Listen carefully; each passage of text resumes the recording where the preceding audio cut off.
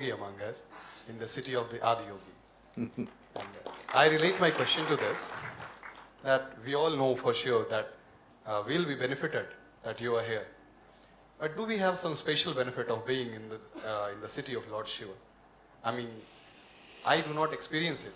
Are we being benefited directly or indirectly? I will need a few minutes for this, okay? As all of you already know probably,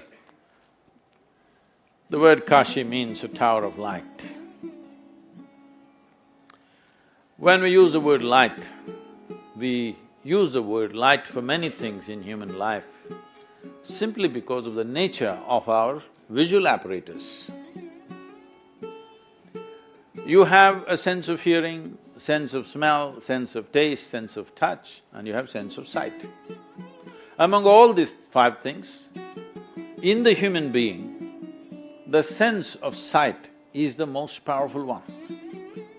How much life you drink through your nostrils, through your taste, through your touch and through your ears, and how much life you drink through your eyes is very, very disproportionate.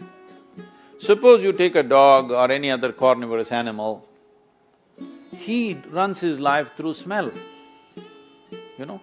He finds his food that way, he finds it mate that way, that's how he finds his way wherever he wants to go. For him, sense of smell is dominant.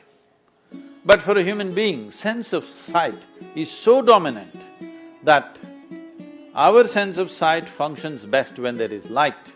So whenever we see something, we say, it's light. When we see something new, we say a new light has come. No new light has come, we're just seeing better. Because we're seeing better, we refer to that as light. So in that context, this is a tower of light. This means they built a machine. I'm calling this a machine because you're in the university. Essentially, it's called a yantra. The word yantra today also in English translates as a machine. Why do we build a machine? See, because we are able to walk, we came up with a bicycle. When we got tired of walking, we came up with a bicycle. Why? Because we are able to locomote, but now we want our locomotion to be far more effective. So we came up with a bicycle, then we powered it, it became a motorcycle, then it became an airplane, then it became many, many things.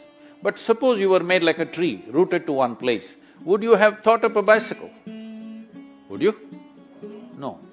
Now that we can speak, we have a microphone, we have a telephone, we have all kinds of phones. Now that we can see, we have a periscope, microscope, telescope, all kinds of scopes. Every machine that we have created is only an extension of the existing faculties that we already have. We have not come up with any machine which does something totally different from what we are able to do.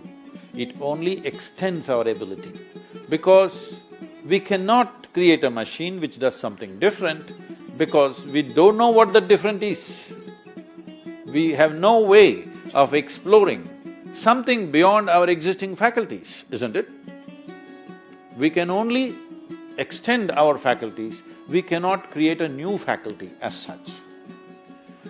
So, we built various kinds of yantras. As we built bicycles, motorcycles, microphones, microscopes and various things, we built other kinds of machines which were essentially energy machines. Because we understood where there is a physical machine, there'll be friction, there will be a lifespan, there will be maintenance and various other aspects. So we built machines which are pure energy machines, giving it a form by giving a physical foundation to it. Small machines, big machines, all kinds of things were built for specific purposes. This is what you call as a deity in this country. In this country, I want you to listen to me carefully, not react to this simply. We are a godless culture. We don't have the god anywhere. All the people whom you worship are people who walked this geography at some time, isn't it so? We worship them, not because they dropped from the sky, not because they flew in the air, not because they walked upon the water, no. We worship them because they exhibited an extraordinary sense of freedom. No matter what life did to them, they remain free from that. You look at their lives and see, their lives are not free from strife. Their lives are much more strife than your life, isn't it? Far more strife, far more dramatic strife, wars and tragedies and all kinds. In all this, they remained unmoved, balanced, not becoming a reactive force, but continuing to be involved with life. They did not withdraw, nor did they become angry.